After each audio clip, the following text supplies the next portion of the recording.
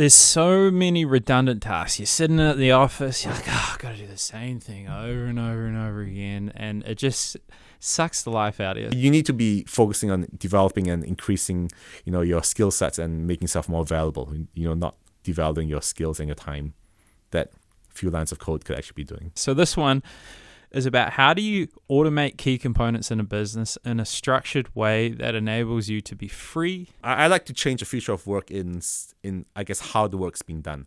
So let's say people are at work and a big portion of their work is very unfulfilling. It's really repetitive, and they're doing things that don't really have a lot of meaning. And I guess one thing that I feel doesn't have meaning is stuff that's just really, I guess maybe I'm not devaluing checkout operators, but, just scanning things that go through, that doesn't really increase your skill set. It doesn't really increase, I guess your brain stimulation. I want to transform work to be one that, all office work to be one, to only contain work that's meaningful and ones that enhances your skill set. From doing the redundancies and actually start doing things you enjoy. All right, well, let's kick into it. So I guess any podcast, a good way to start is just to set the scene a little bit. So what would you say that you do? How would you encapsulate that? I would say that I build robots, really affordable robots for small to medium-sized businesses at a really good rate. I mean, rates that normally people don't think is possible, but we have achieved it with our current business model. Boom, done. So let's go way back when. Where were you born? So I'm from Malaysia. Born and raised in Malaysia until I was about 12. Then I came over here, did some of my high school here. Then I did university at Auckland University. Did accounting and finance and commercial law. And then the rest is history. I'm working here full time. Oh yeah, well we'll get into the automation, the robot side of things. I find people quite interesting and what led to them being where they are. What was Malaysia like? What were you sort of like in a middle class family? Was it hard and you guys finally managed to get out? Was there any challenges, or why'd you come to New Zealand? Yeah, well look, we are from, so in Malaysia we're from like a medium to upper class, right? But my parents thought that the education there wasn't as good as Western education, so we made that jump to move here. And obviously when we moved here, Malaysia to New Zealand exchange rate is pretty, I mean it's pretty good for New Zealand, but for us it's about divided by 3. So when we came here, we were kind of mid to low class. So that did kind of contribute to me wanting to start this venture up. And obviously for me, everything was about being thrifty, about being, really money conscious. So that's part of like what drives me, giving ourselves options so that we can, make better lives for ourselves. So what was school like? Was your English really good when you came and it was completely fine and there was no bullying and everyone loved you? There was some bullying. Yeah. There was some bullying. I mean, look, in Malaysia, we did grow up speaking English, but, in Malaysia, if you have any Malaysian or Singaporean friends, we do have a bit of an accent. So the first thing I did when I came here was try to get rid of that kind of slang. It's more like a slang. It's like an accent and a slang. And I had to adjust it a little bit because I knew, when you were here, when you were going for interviews and you had to communicate, you kind of, you had to get rid of it. Otherwise, people would be questioning, why are you talking the way you are? So I tried to get rid of that as soon as I could. And hopefully, I mean, you guys might pick up a bit of the accent, so you might pick up where I'm from. But I tried to get rid of most of it as soon as I came here. You did well. Were you good at school, or were you like a jock, or were you a rebel? What was I? I mean, look, when we first came, being I guess low to middle class, we didn't have a lot of options. So I was so keen to start working. I was wanting to get a lot of options to myself. I wanted to buy my first car. So at 16, I was in high school, but I tried to work as much as I could, up to 20 hours on a part-time job. I was pushing trolleys at Bunnings, and I got my first car. So I guess that car gave me a lot of options to do what I want. Was it hard to go from being in this well-to-do family, but then coming here and not knowing anyone, and then being a little less fortunate than what you're used to? I don't think so, because when I was younger, we didn't. I guess we moved here. I moved here when I was quite young, so back then I was still kind of developing, my personality or my character. So I I kind of worked with the options that was given to me. Obviously no pocket money. I wanted to do all these things, but and the way I could get it was through working. And in fact, back then when I started pushing trolleys, this may seem really little, but the minimum wage was about $9.50. But for me, it was a lot of money. So, when I worked, I got my first paycheck. I had, I think that week I worked 8 hours, and man, I felt like I had so much money. I think it was $80 at the time, and I could go out there and spend, like a king in Countdown. So, but but yeah, look, I didn't have any I didn't have any trouble adapting. I just felt, it was a really good option. In Malaysia, there's almost no minimum wage. And in fact, the wage if you went out to do waiting tables in Malaysia was about I think 3 or 4 ringgit, which is about $2 here back then. Wow. So I did feel like $9 was a lot.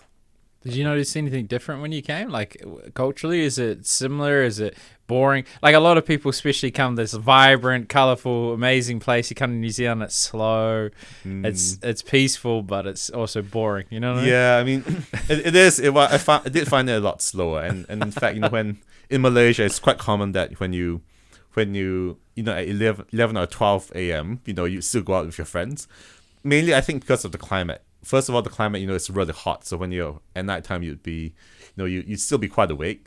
And when you go out to eat, the food is so cheap. It's only about $1 New Zealand dollar for a bowl of noodles. So, everyone goes out to eat there, hardly cooks at home. So there was more of a nightlife. So wow, it was cool. a bit slower here. Yeah, I find that, like, I've done some traveling. I only stopped in Malaysia, so we won't count it. But I don't know. To me, the competition, the bar of competition is pretty low. Like, and I don't mean to shit on my fellow countrymen. It's just they want this work-life balance stuff, and I'm like, I don't really get it. You know what I mean? Like, everyone's just doing their 9 to 5, clock off. Yeah. What do you feel like there's some sort of advantage you have from, knowing that sort of hustle, that fucking 11, 12? Yeah. There was. I mean, look, even when I was back working corporate, like, everyone they wanted to clock off 9 to 5, and after that it was finished. And even throughout the 9 to 5, people, I could see that if you're on a project, there are things that you could do to push the project a lot further, but people weren't really that hungry. They didn't really have that aggression to get something done. So in that case, it was a lot easier for me to kind of push things forward than that others before me didn't manage to get across the line as fast. So yeah, in a way, when I first started working, I found it quite easy to kind of get things done, and that helped my career progression quite a bit back then. What do you think that is? What do you like? I mean, this is just a stereotype, but like, why do you think there is that big difference between like work-life balance, slower 9 to 5, less competition? Is it cultural? Yeah, I think partly it's cultural because back I think in Asian countries or Southeast Asian countries, there's a lot of competition, not just with businesses, but also with workers and employees. So people had to do anything they could to get ahead. I mean, nothing to get ahead, to just maintain their job. So, if you weren't high performing or you weren't kind of pushing things at a rate that your employer wanted to, I guess you're out. So, when you brought this same mindset here, suddenly, you found it that, you're doing the norm, but that was already, again, ahead of, what normally people do here in their normal jobs. So yeah, I think it's partly cultural, and also partly it's from background. I kind of I was in a rush to, I guess, earn my first paycheck, and get to the next higher pay rise. So for me, it was both the culture and also the drive to I guess achieve more, from my background. What do you think that comes from, your drive to achieve these big things? Because we talked off here about automation and that, but like what's your end goal? Like if you had all the money in the world, no fear or responsibility, and you could just wave a wand and you achieve this thing, what would you want it to say about your life? That's a tough question. so I guess if I zoom out and look at the big picture, I guess being more financially secure gives you a lot of options in life. Let's say if you think about Paris, you want to go there tomorrow, bang, can you go there tomorrow? So, that's ultimately what I want. I want options that I can do with my life. And a lot of those options always are enabled with financial stability. Right. So when I came into this, I know we're jumping around a bit here, but when I came onto this, this problem that I knew I could solve, and I guess that also gave me something I could do that was in line with my passion. Plus, it could give me these options I wanted. I thought it was a really good match. and that's proven to work really well so far. Okay, well, let's go. So you did the corporate and you saw there was pain, and now you're only working 2 days a week instead of 5. What was your first moment like? You're going to start a business. Were you scared? Were you confident? Were you like, did you put it off for months? No, I wasn't. I was really itching to start, right? But in economical terms, the opportunity cost of, I guess, going out by yourself is quite big. If I guess the biggest opportunity cost is you lose your salary. So if you go out by yourself, you don't get your paycheck week on week.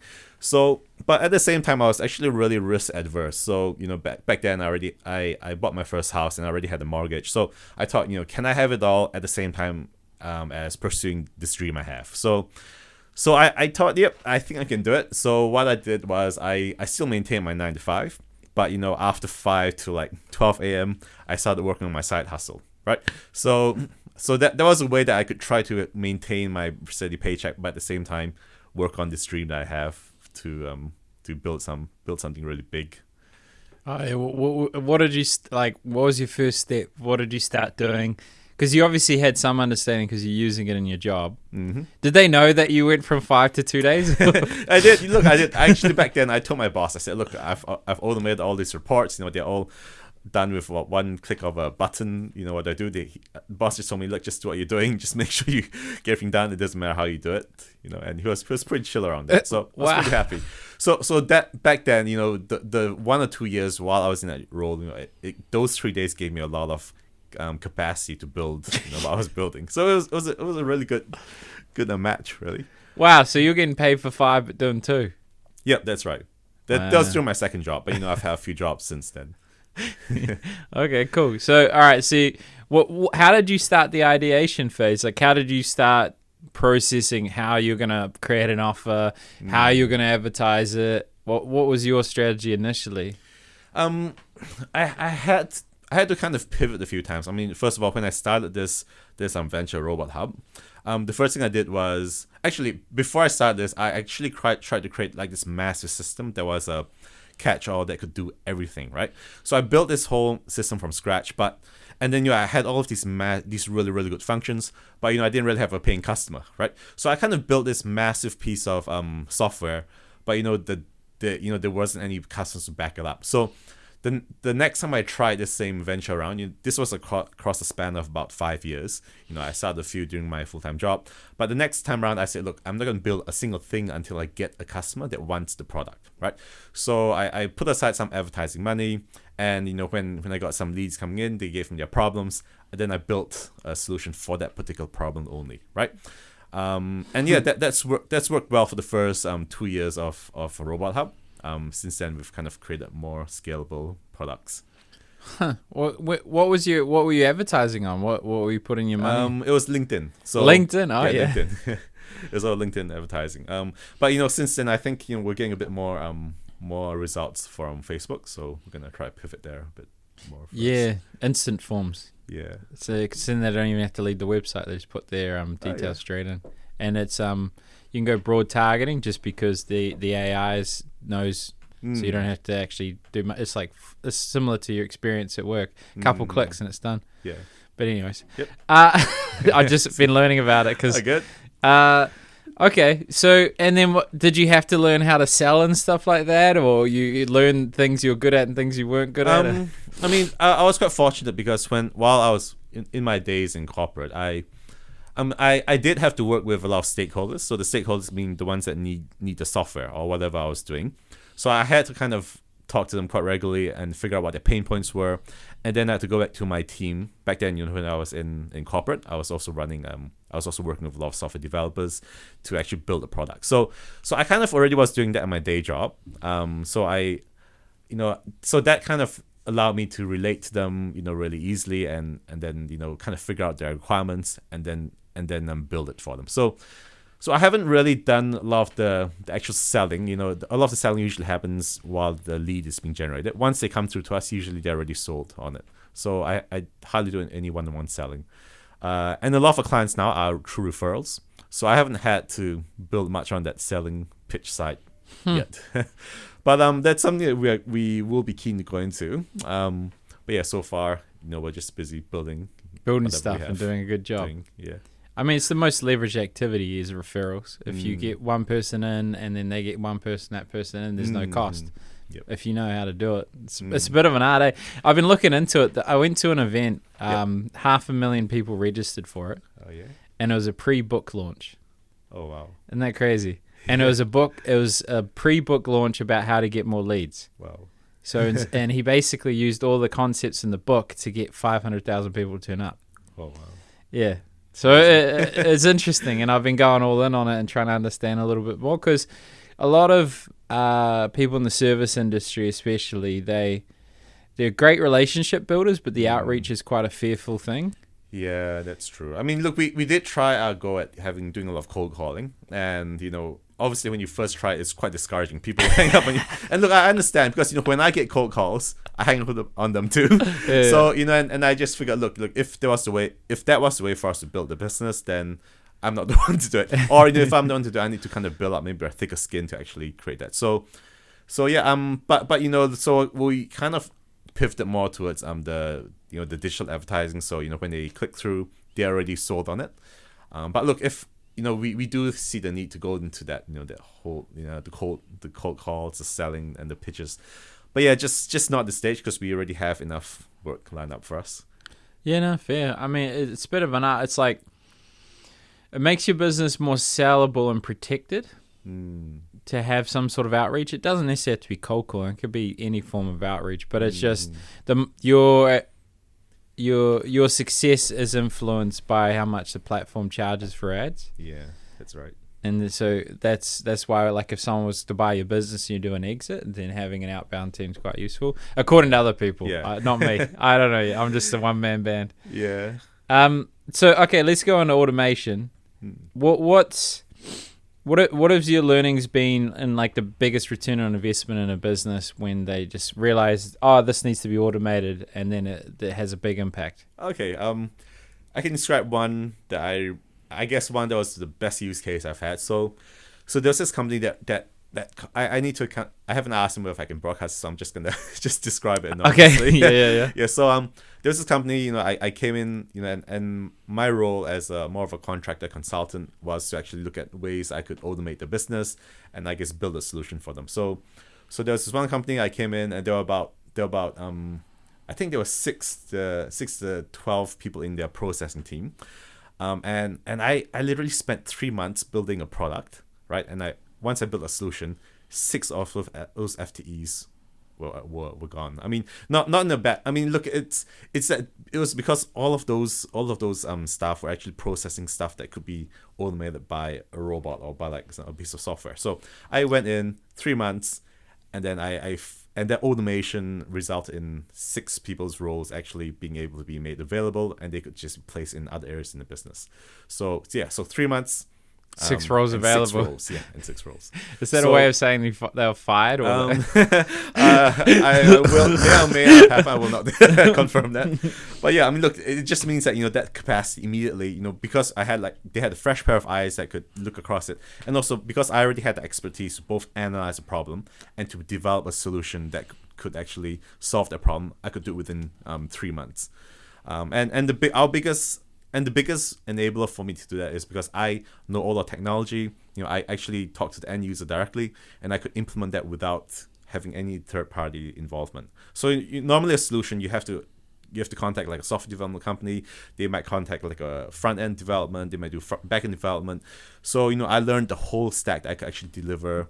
I could actually scope, deliver, and execute all at the same time without reliance on anyone. And usually that's the biggest issue in corporate nowadays. If you want to automate a certain task, there are just too many parties involved. And by the time you get to the end, you end up wasting like 3 or 4 months in scoping and another 3 or 4 months in development. And even before that, after scoping, you need to get that dollar value across the line with your budget holders to actually carry that out. And then even after it's been done, you need to make sure all those specs are actually achieved. So I could bypass all that because I could actually develop, scope, and also deliver all at the same time. So that's what kind of makes us, makes us actually deliver things so quickly. We have our internal capability to everything. So what leads to other people not having that as their business? You know what I mean? Like, how come you can do it? Did you take some more risk with, or you outsource, or what's enabled you to do that? Well, it's because I like personally myself. I'm not afraid to actually go and learn the skills required to actually get things done. So so when I first started my career, I was an accountant, right? So in accountants, usually you deal with spreadsheets, you deal with a lot of numbers. But beyond the spreadsheets, I was willing to actually take a step further to learn more. So in for all you accountants out there, you might know Excel, and in Excel there's actually a section in there called VBA macros. You can actually build wrap macros to automate things you do on the spreadsheet. So I actually didn't mind getting my hands dirty to actually learn that really, really intensively, and then to learn the next skill and the next skill and the next. So I learned front end, and I learned back end development and databases, and once I learned all of that, I could actually deliver the whole solution end to end. So that's really the biggest point I could do it. But even if you outsource, you kind of need to know what the outsourced person is actually doing to deliver your solution. Otherwise, you might end up with a totally different solution than you asked for, and then you might end up like 3 or 4 months behind, and then you have wasted all of this development money. So you having your hands directly into the work that you're doing is what's really important for me to be able to deliver things really quickly. Do you think that you're gonna come up against a few challenges when you can't be the person, if that makes sense? Yeah. So yeah, I guess you're kind of referring to delegation, right? How do you go? Exactly. Yeah. So look, over the last 3 years, we've had a lot of client work come in, and I've always tried to surround myself with people around me that I could pass work off to. Some cases I've been really successful. Some cases, it's actually ended up even worse off after delegating it, and I've ended up taking it back in. So yeah, look, it's a tricky one. You need to balance that, because on one hand you have that you could deliver this piece of work in like 3 hours, whereas if you delegate it might take like 4 or 5 days. But on the other hand, you can't really do everything yourself. You need to learn to delegate. So I'm doing half and half. So I'm identifying areas that I know I can delegate pretty well, that I know that the skill set is suitable to deliver that piece of work. I'll delegate that, and the other bits that I know that it's a little bit more complicated, requires more oversight, I'll just keep that within what I do. Yeah. So you're a busy man, huh? Yeah. Jeez. It's hard to delegate. That's the truth of it. What do you think is the hard? Because it's a common trait, it's a ceiling in a way for entrepreneurs, is being able to trust. Yeah. And even if it takes 10 people to do your outcome, but then your price point doesn't allow you to hire lots of people. Yeah, I guess that's true. Yeah, so I guess it's kind of a chicken and egg issue, right? So you have all these big corporates that have these really big contracts with bigger companies, and then here you are trying to undercut them at a fraction of their price, and then deliver the same product. So I found it a lot easier once I had a lot more clients and a lot more ongoing revenue to start creating these pockets where you could delegate certain areas of the business to. So I'm really fortunate that I've already gotten to that point where I can start creating these pockets. But before that, I didn't really have any other option. You have to actually do a lot of stuff yourself to get to that stage where you can start delegating. Because once you delegate, you have to accept that the workload is going to be done 4 or 5 times longer than you would do it yourself. But at the same time, if you want to grow, there's no way around it. You need to start working out how you delegate these tasks. Interesting. What makes you believe that it takes 4 to 5 times longer? Because there's A players, there's specialists, and if you're just, I guess, delegating a certain component, I know you're a technician, you care a lot more, you put a lot of effort, you probably develop a skill set not many people have. Yep. Yeah. I mean, look, one I guess I guess because in software development you have, let's say you wanted to get one function done. Let's say you wanted the software to, I guess, lift this cup from one area to the other, right? So in order to do that, it could involve like one component, could involve 8 components of the solution.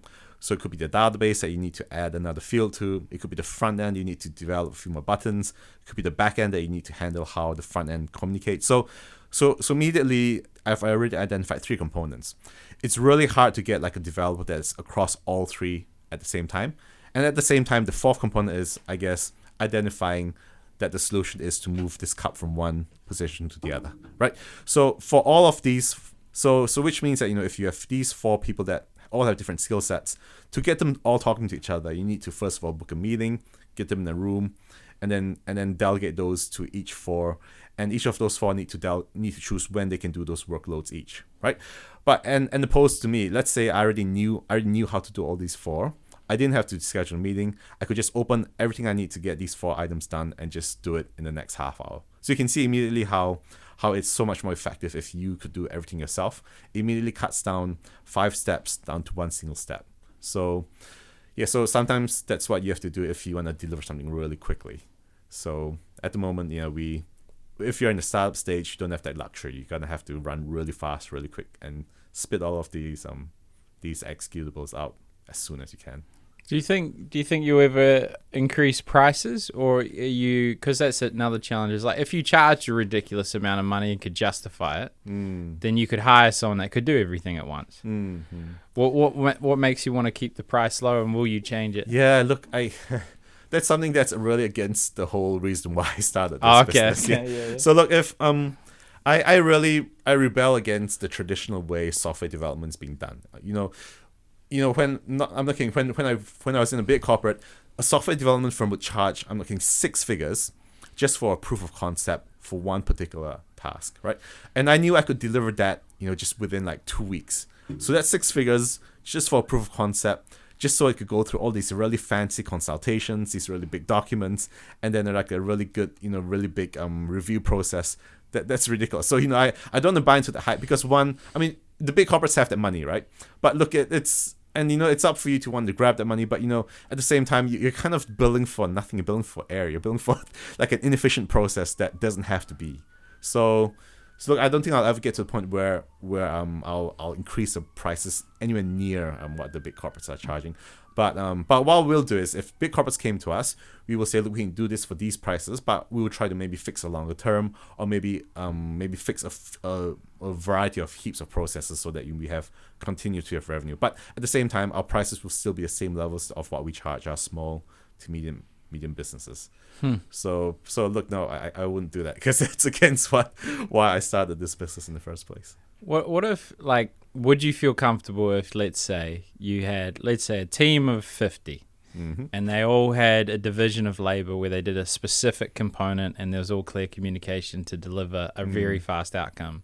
So instead of months of scope, you turn up to the client, you say, hey, this is $100,000, but we deliver it next month. And obviously there's iterations and it's tricky and there's all that. But like, would you feel comfortable with that? Yeah, 100%. Yeah, I mean, look, if that, but then it's a lot easier said and done, because if you have all of these, let's say you have these team of 20 developers, right?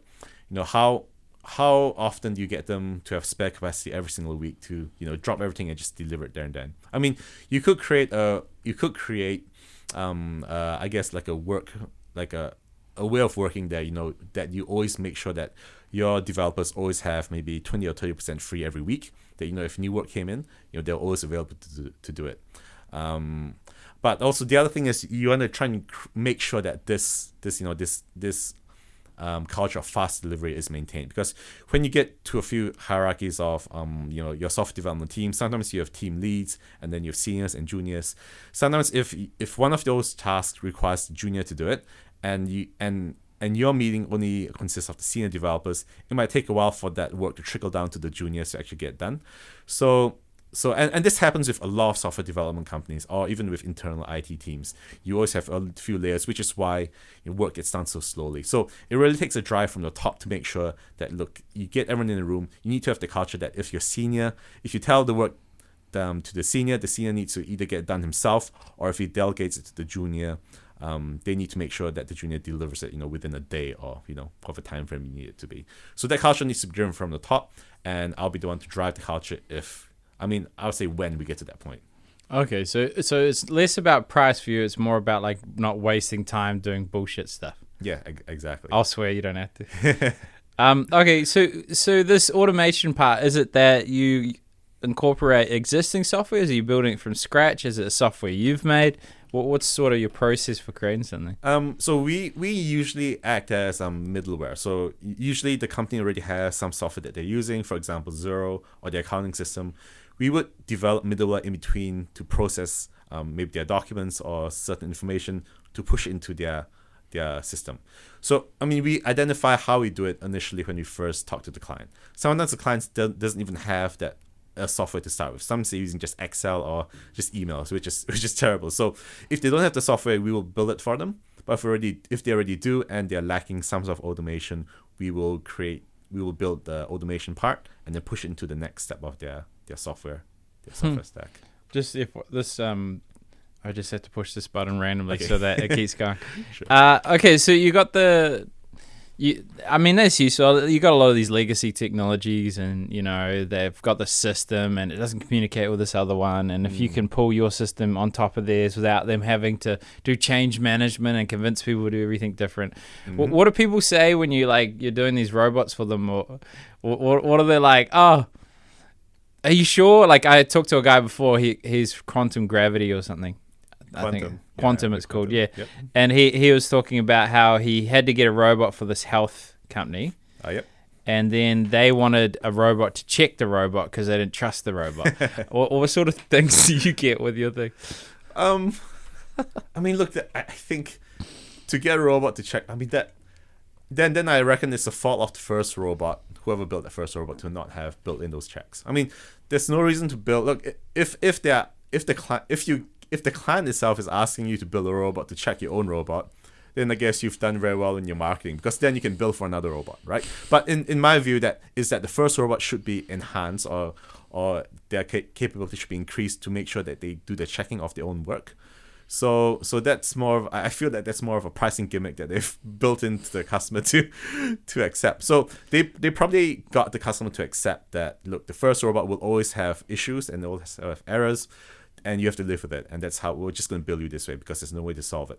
But if they're saying that another robot can check and solve those errors, it means that the first robot could actually have flagged up those errors in the first place and just created another process to send it back to the client to solve. So I guess, that company out there, that's really ripped off. Jeez. Well, I in his defense, essentially he was saying it was more of a behavioral thing. So it wasn't so much that the robot wasn't doing its job as that they didn't trust it and needed reassurance. And then what he found is that they actually found anomalies in the way that the people were inputting stuff. But I don't know your experience with them. Maybe you don't want to. I only met him on the podcast. Okay, so have you ever had sort of weird feedback of people that aren't necessarily technologically savvy? Like, you mean in terms of the actual? You mean before we actually implement it, or? Yeah, like they're mistrusting of the robot. They're like, oh, how do I know it's not going to send something on my behalf? Or what are the fears people have? Well, I mean, mostly the people that come to us are the ones that already want the change, right? Oh, yeah. So after I guess we will meet some, people who kind of, are a bit of a roadblock or have more concerns. So that usually happens while we try to implement it, right? And when we encounter these people within the business, we, a lot of our role is not just to develop software. We need to sometimes even create some sort of assurance for current business users that the robot's going to run well. So, and that's, that really goes out of software development towards more, change management, and stakeholder convincing that things are running well. So I guess the bigger concerns are that look, they don't say it, but they might think, look, is this robot going to replace my job? Are they going to actually be made redundant like the other places? So what we try to say is that, look, the robot's only there to take away repetitive, boring tasks from you. So if all you're doing is just data entry from paper to your system, robot just does that. It doesn't mean that there won't be work for you. So let's say the robot puts the data from the paper to the system. You could actually pivot your role from data entry to actually checking, to actually doing more value added tasks. For example, once it's on the system, you could see, look, these customers, have a certain, from between different age ranges.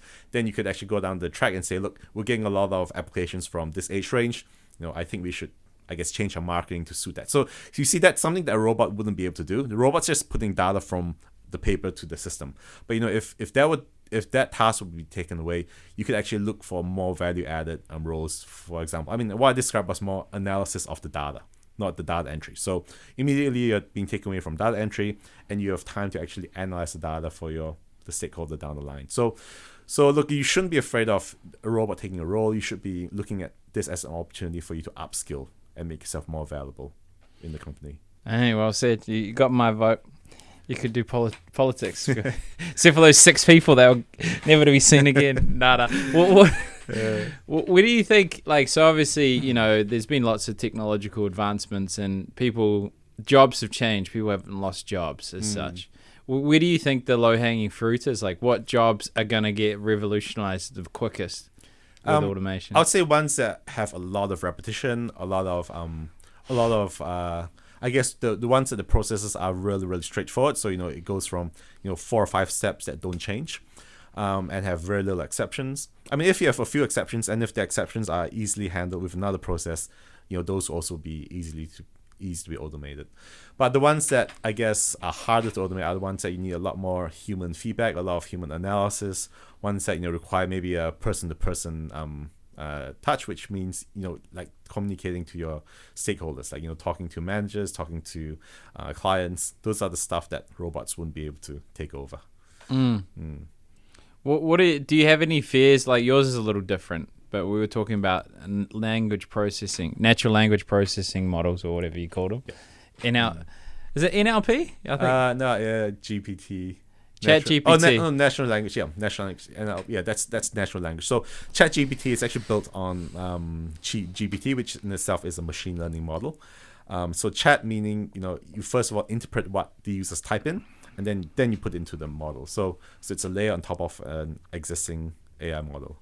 So that could be really useful for items that already have a lot of data available. And in this case, ChatGPT already scraped a lot of data from the internet. So if the data from the internet is accurate and there's a lot of data on it, ChatGPT most likely will be able to give you those answers.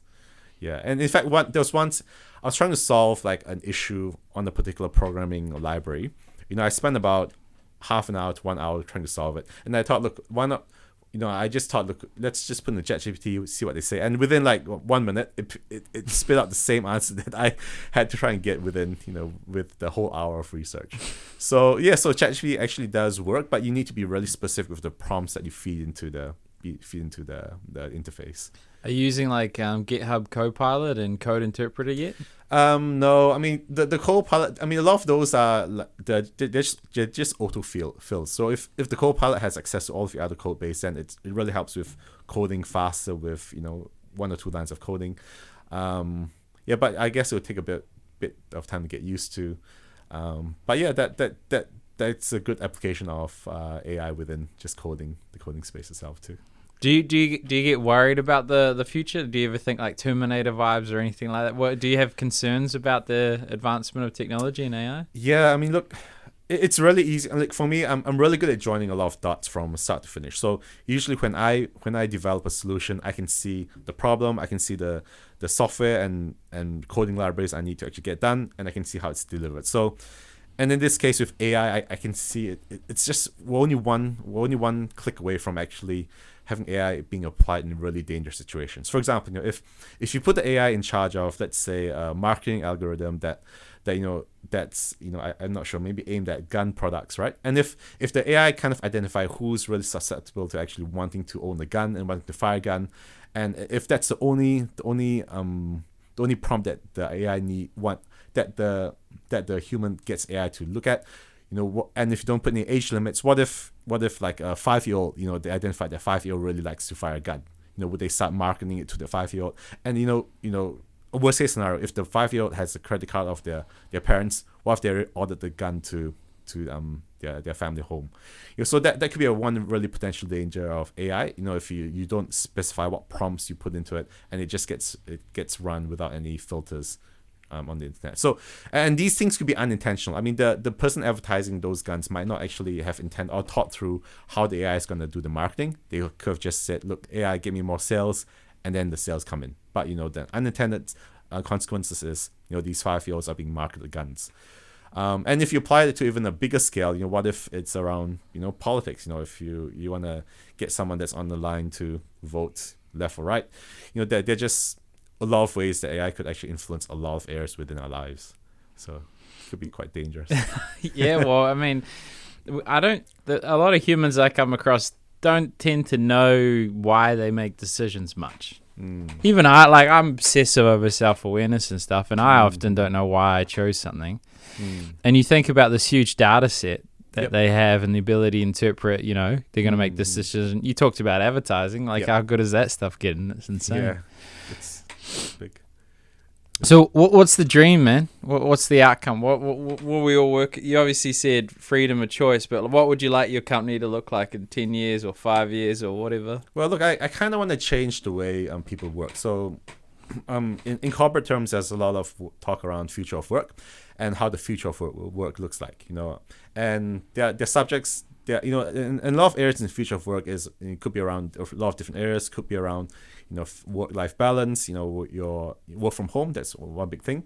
I guess how you do performance reviews and how you communicate to your managers. And in fact, there was also talk about your manager not being a person. It could be an AI that just sets KPIs for you and ticks off how you achieve it. And if you achieve it, you get your pay rise. If you don't, and sometimes there could be a better experience than, I guess, human managers. Some human managers are pretty bad at leading teams.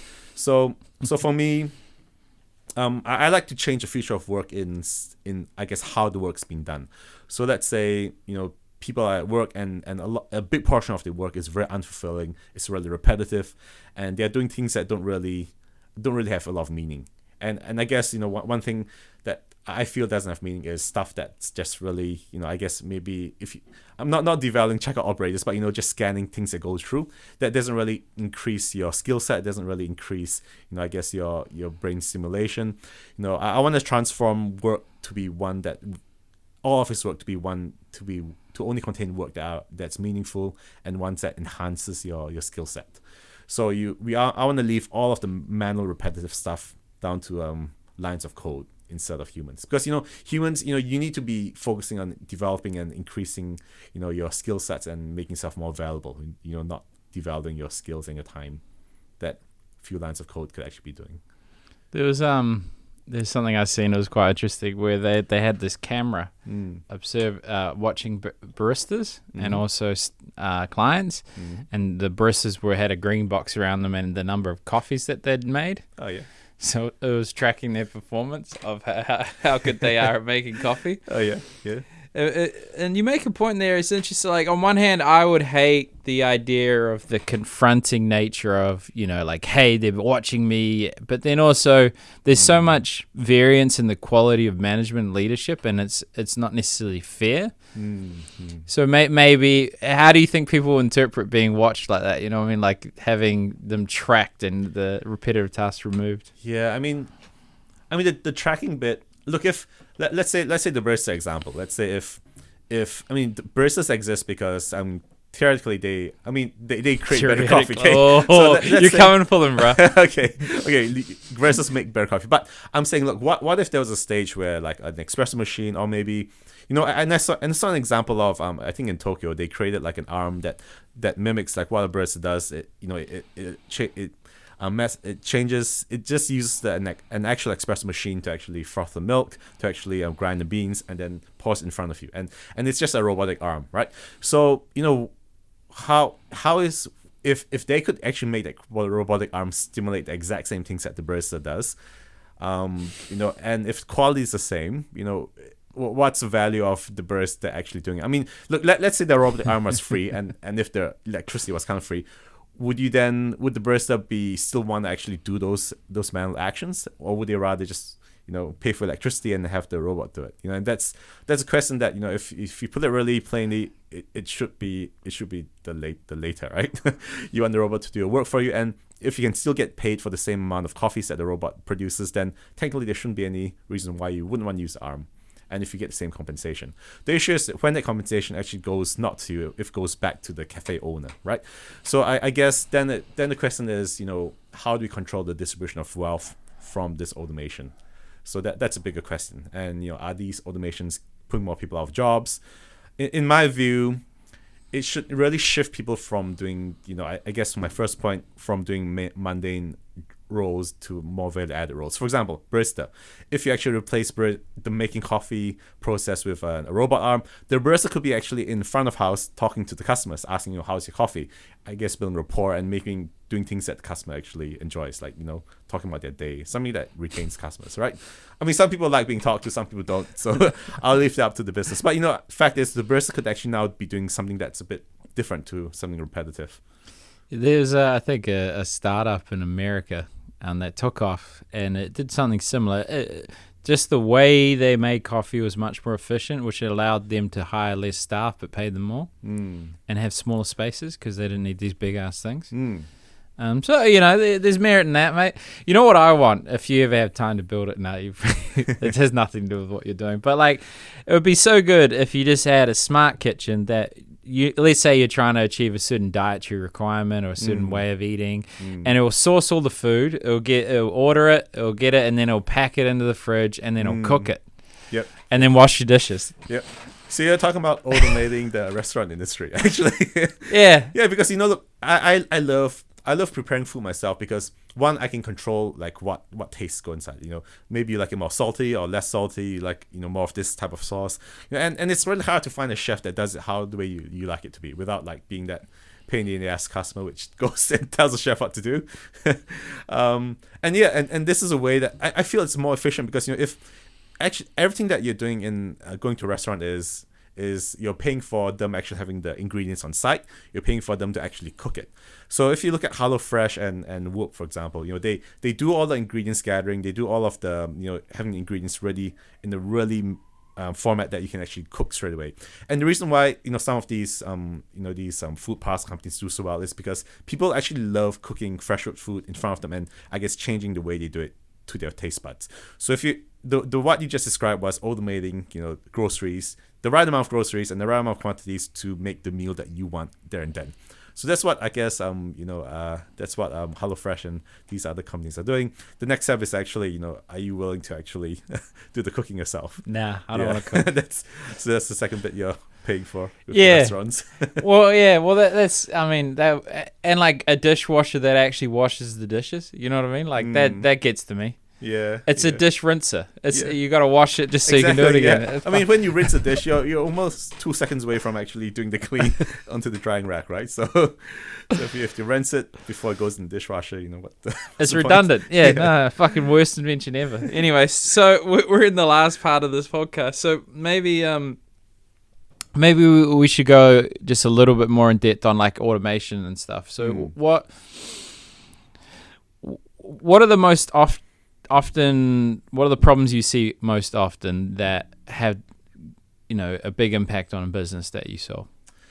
So look, I think I talked about building the solution only when the client's asking for it, right? So we've been in business for about 4 years, and we've had right now, within the 4 years, so many customers have asked for document scanning. So document scanning meaning reading what's on a PDF or a physical document and putting into a nice format for it to be added to the next system.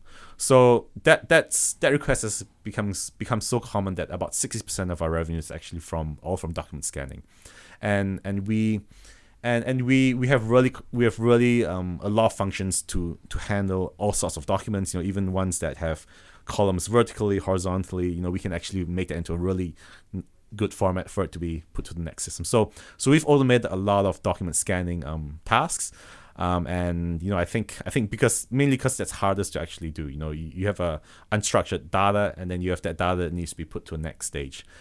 So that's what a lot of our clients have been asking for.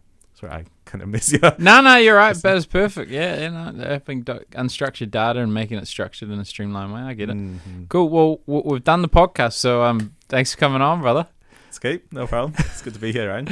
Easy.